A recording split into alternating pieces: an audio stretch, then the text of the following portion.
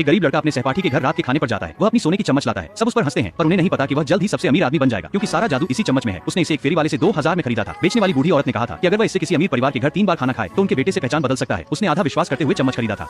फिर वह अपने सबसे अमीर सहपाठी के घर गया। आज डेविड की पार्टी है। हेनरी को न्योता नहीं था, पर किस्मत बदलने वह बिन बुलाए आ गया। हेनरी को देख सब हैरान थे। यह गरीबों की जगह नहीं, यह पॉल है जो स्कूल में हेनरी को तंग करता है।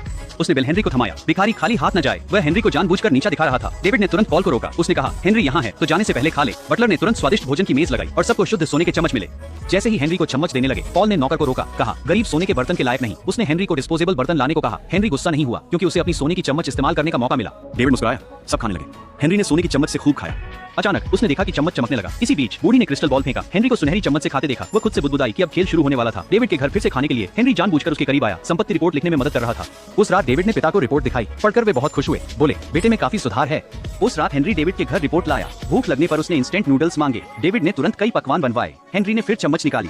डेविड के खाने बैठते ही पिता आ गए। हेनरी को देख वे हैरान हुए और डेविड से बोले, गरीबों से दोस्ती समय की बर्बादी है। पिता की बात मानकर डेविड ने हेनरी का सामान पैक करवाया और उसे विदा किया, पर हेनरी ने हार नहीं मानी। जैसे ही नौकर खाना फेंकने वाला था, वह फिर दौड़ कर आया। भूखे भेड़िए की तरह उसने अपने सुनहरे चम्मच से खाना खाया, इससे पहले कि वह अपनी बात पूरी कर पाता। डेविड के पिता फिर आ गए। हेनरी बहुत शर्मिंदा हुआ। उसने जल्दी से जाने की कोशिश की, पर अपनी सोने की चम्मच भूल गया। डेविड की मां ने घृणा से चम्मच उठाकर हेनरी को दी और कहा कि वह दोबारा यहाँ न आए, क्योंकि डेविड के उसके जैसे भिखारी दोस्त नहीं है। तब हेनरी मुड़ा और चला गया, पर वे दोनों नहीं जानते थे कि हेनरी जल्द ही उनके बेटे के रूप में वहाँ आएगा।